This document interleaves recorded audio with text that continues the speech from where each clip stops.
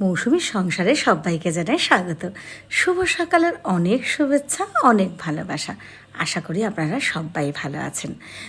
তো এই ব্লগটা শুরু করেছি কিন্তু শুক্রবার সকাল সকাল উঠে তাড়াতাড়ি করে কাজবাজ সেরে নিচ্ছি, কারণ আপনাদের রীতিশা আজকে কিন্তু এখানে আসবে। তার জন্য ঋষিও একটু হাতে হাতে আমার হেল্প করে দিচ্ছে। তো এই যে আমার রাজকন্যা আপনাদের রীতিশা এসে গেছে, তো আমরা দুজন মিলে ওকে একটু আদর করে নিচ্ছি। আর আপনারা যেরকম বলেন যে ওকে দেখলেই একটু আদর করতে ইচ্ছা করে, চটকাতে ইচ্ছা করে, অনেক হামি দিতে ইচ্ছা করে, তো আমি আর ঋষি আপনাদের হয়ে কিন্তু সেই কাজগুলোই করে নিচ্ছি। আর ওর তো কত কথা। তারপরে এসে ফ্রেশ হয়ে ওকে বিছানায় দুটো ফ্যান চালিয়ে দিয়েছি, কারণ আমাদের এখানে কিন্তু খুব গরম। তবে হ্যাঁ, যেহেতু বৃষ্টির ওয়েদার একটু ঠান্ডা পড়েছে, ওই জন্যই কিন্তু আরও ওকে আনলাম। তো এখন ওর মুডটা একটু অফ। ওই বাড়ি থেকে এসে একটুখানি দাদু, মাম্মা, বাবা, মামি, মানে এইসব করতে থাকে আর কি। তো যাই হোক, আমি একটু আদর করে দিচ্ছি, মজা করছি।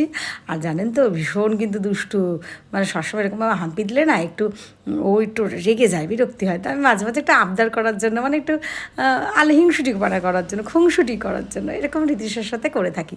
তো এইবার বেশ বেলা হয়ে গেছে, তো আজকে কিন্তু মিয়ান খাবে।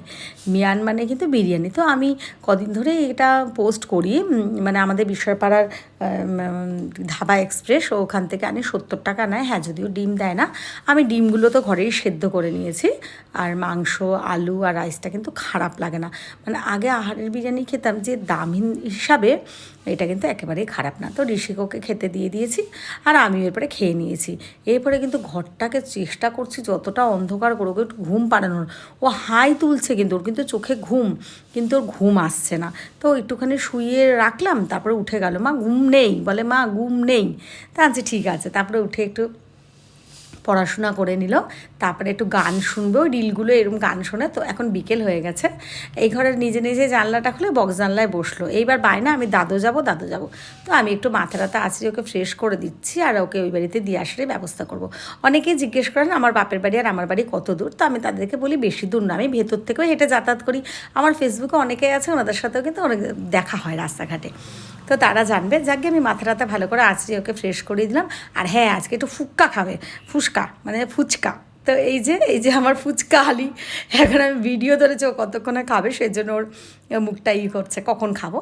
তো যাক, ওকে একটু দিয়েছে, আর আমরা তিনজনেই একসাথে একটু খাচ্ছি। মেয়েকে তো একদমই দেবো না, একটা বা দুটো নামমাত্র। কিন্তু প্রথমে করছিল ও, কিন্তু আর ফুচকা ধরার কায়দাটা দেখেন, মানে এত, মানে সব কিছু। যদিও কালকে আমি এটা ফেসবুকে পোস্ট করেছি, অনেকেই বলেছেন ভীষণ ভালো। তো সবাইকে জানাই অনেক ধন্যবাদ, অনেক ভালোবাসা আমাদের পাশে থাকার জন্য। আজকের ভিডিওটা কিন্তু আমি এখানেই শেষ করব। সবাইকে জানাই শুভরাত্রি, সবাই ভালো থেকো, সুস্থ থেকো, আমাদের পাশে থেকো। চলো টাটা, চোখ রাখো পরের ভিডিওতে।